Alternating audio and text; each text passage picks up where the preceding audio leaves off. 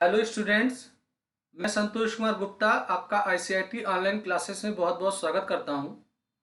आज मैं आपके लिए जो वीडियो लेके आया हूं ये डेटाबेस मैनेजमेंट सिस्टम का है और ये हमारा 6 पार्ट है। इससे पहले हम लोगों ने 5 वीडियोस डीबीएमएस के ऑलरेडी देख लिए हैं। अगर उन्हें आपने नहीं देखा है तो इस वीडियो के डिस्क्रिप्शन बॉक्स में उसका लिंक है, आप उसे ज़रूर देखें।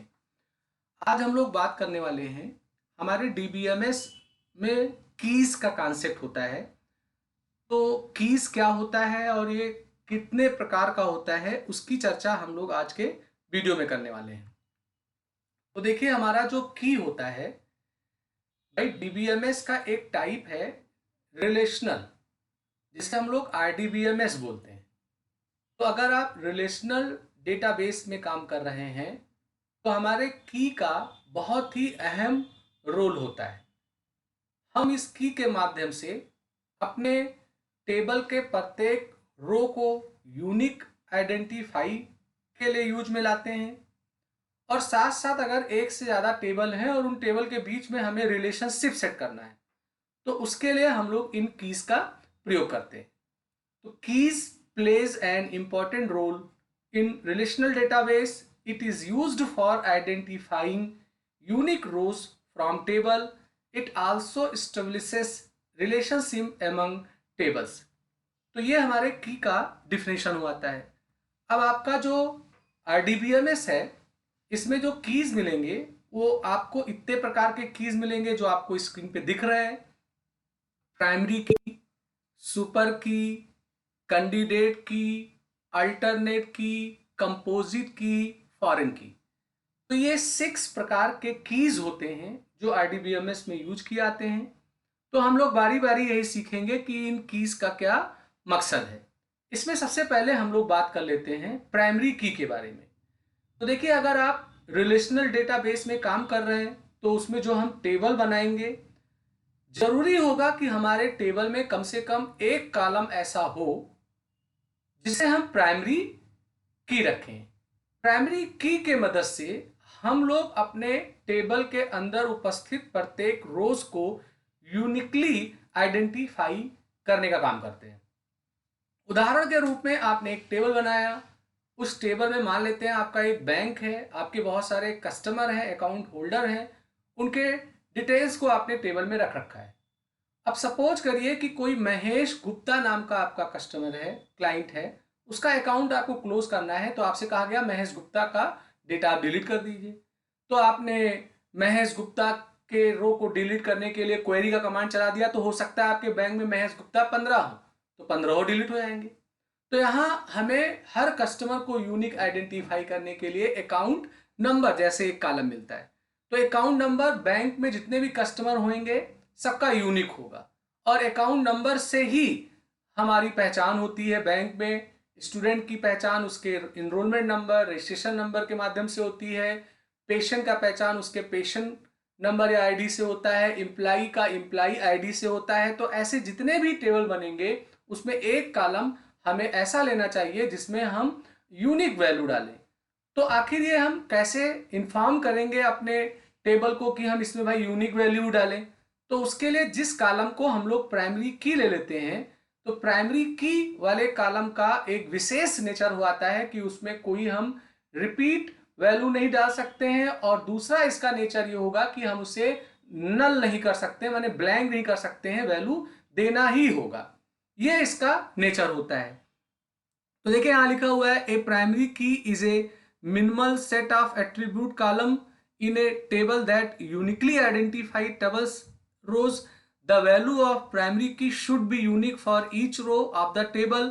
The columns that makes the key cannot contain duplicate values.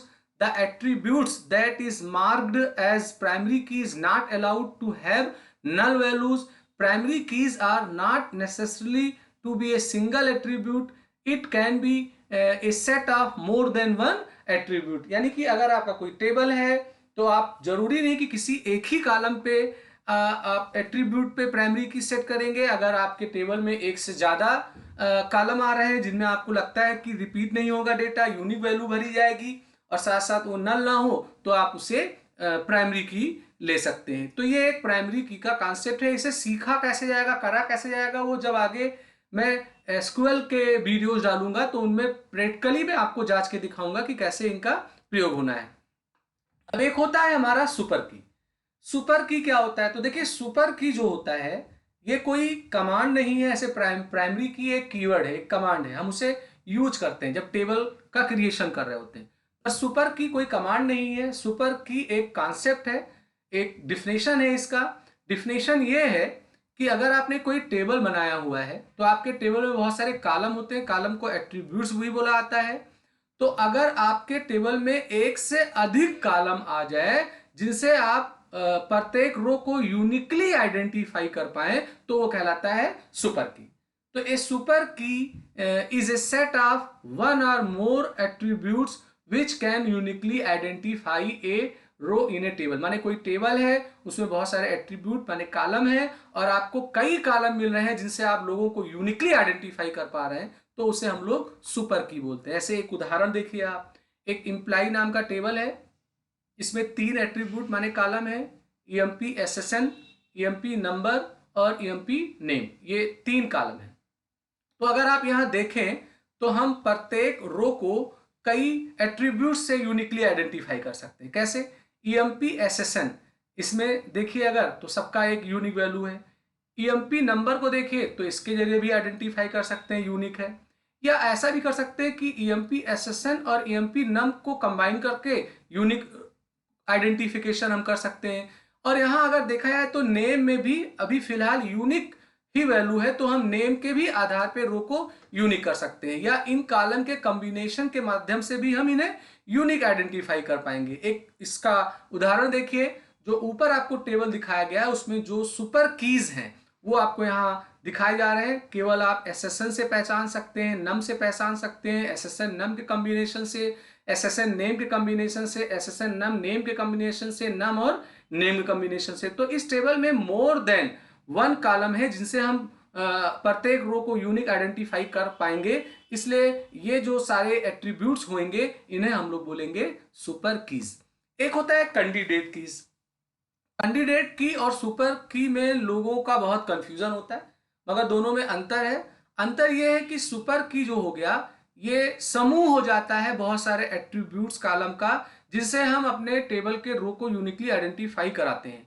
और उन समूह माने सुपर की से अगर किसी पर्टिकुलर कॉलम को सेलेक्ट किया जाए कि हाँ इससे हम आइडेंटिफिकेशन करेंगे, उनको हम बाहर कर दें जिनमें रिपीटिशन हो सकता है। जैसे नेम वाले कॉलम को अगर आप लो तो नेम में रिपीटिशन हो सकता है। अभी मैंने यहां दिखाया था नेम के माध्यम से भी हम इनको यूनिकली आइडेंटिफाई कर सकते हैं, तो ये भी सुपर की में आ गया था। तो अभी नेम में आलोक गुप्ता चलो एक है, पर आलोक 50 आ जाएंगे, तो यहाँ एक उम्मीद है कि डुप्लीकेट वैल्यू आएगी, तो ये सुपर की से हट जाएगा, और जो ये 2 कॉलम बचेगा इसे हम लोग कैंडिडेट कीज बोलते हैं। तो कैंडिडेट कीज जो होते हैं ये selected from the set of super keys. The only thing we take care while selecting candidate key, it should not have any redundant attributes। माने ऐसा एट्रीब्यूट इसमें ना आए जिसमें हम रिपीटिशन कर पाएंगे, तो वो हमारा कैंडिडेट कीज बन जाता है। Candidate key is a minimal super key with no redundant attributes. The following 2 set of super keys are chosen from the above set. माने जो ऊपर सुपर की बनाए गए थे उसमें से केवल इन दोनों को ही चुना गया है। Only these 2 sets are candidate keys as all other sets have redundant attribute। माने जो नेम था उसमें रिपीटिशन हो सकता है, इसलिए उसको बाहर किया गया। और जिनके कॉम्बिनेशन से इनको बनाया जा रहा था, ऐसे यहाँ कहा गया था कि SSN और नम भी हो सकता है, तो ऐसा भी हो सकता है कि SSN में यूनिक वैल्यू हो पर नम में यूनिक वैल्यू ना हो, तो इसलिए उन्हें यहाँ से हटाया गया, केवल उन्हें ही रखा गया है जिनमें रिपीटिशन नहीं होगी, तो ये कैंडिडेट कीज आते हैं। एक अल्टरनेट की होता है। अल्टरनेट की का मतलब अगर आपने कोई एक टेबल बनाया हुआ है, उसमें बहुत सारे एट्रीब्यूट्स हैं, कॉलम है, जिनके माध्यम से आप उन्हें यूनिकली आइडेंटिफाई कर सकते हैं। जैसे मैंने पीछे देखिए तो पीछे में हमारे 3 कॉलम थे, तो हम यूनिकली इनसे भी कर रहे थे, इनसे भी कर रहे थे। पर अगर देखा जाए तो मुख्य जो होगा वो EMP SSN होगा, और ये बाकी के जो होंगे वो अल्टरनेट हो जाएंगे। तो अल्टरनेट की जो होता है, as we have seen in the candidate key, that a table can have multiple candidate key, among these candidate keys only one key gets selected as primary key, the remaining keys are known as alternative या secondary keys हो गए। तो ये आपका alternative आता है। अब एक होता है कंपोजिट की। कंपोजिट की का मतलब, अगर आपने एक ऐसा टेबल बनाया है जिसमें बहुत सारे एट्रीब्यूट्स कॉलम है और आपने उनके ऊपर उनको यूनिक आइडेंटिफाई करने के लिए बहुत सारे आपने कीज लगा रखे हैं, तो अगर आपके एक टेबल में मोर देन वन एट्रीब्यूट्स हो जाएं तो उन्हें हम लोग कंपोजिट की के संज्ञा में रखेंगे। कंपोजिट की का मतलब सुपर की, प्राइमरी की, कैंडिडेट की, इन कीज के अगर रिपीटिशन हो जाए, इनके कई एट्रीब्यूट्स इनको यूज करने लगे, तो उसे हम लोग कंपोजिट की के नाम से जानेंगे।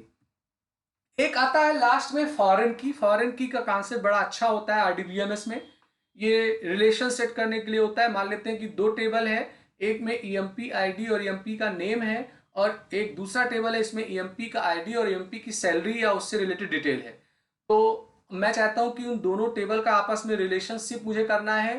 तो जो पहला वाला टेबल होगा ईएमपी नंबर, वो प्राइमरी की होगा, और दूसरा वाला जो टेबल है ईएमपी नंबर, हम उससे पहले वाले के ईएमपी नंबर का रेफरेंस देके उनको लिंक करेंगे। तो इस कॉन्सेप्ट को फॉरेन की बोला आता है।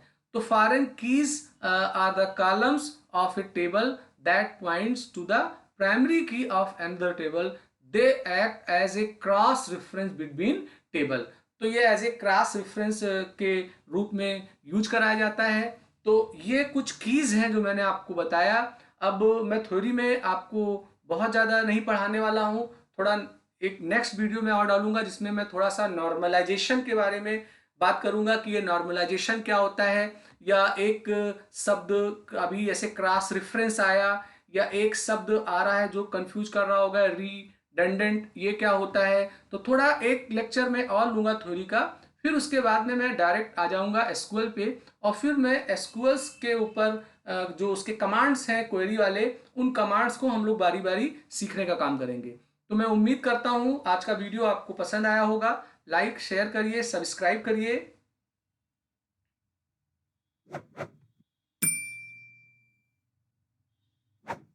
बेल आइकन को सेलेक्ट करिए जिससे मैं कोई नया वीडियो बनाऊं तो उसका अलर्ट आपको तुरंत मिल जाया करे। तो मैं अपना वीडियो अभी यहाँ समाप्त कर रहा हूँ। अगला वीडियो में फिर नेक्स्ट लेके आऊँगा। आपका दिन शुभ हो।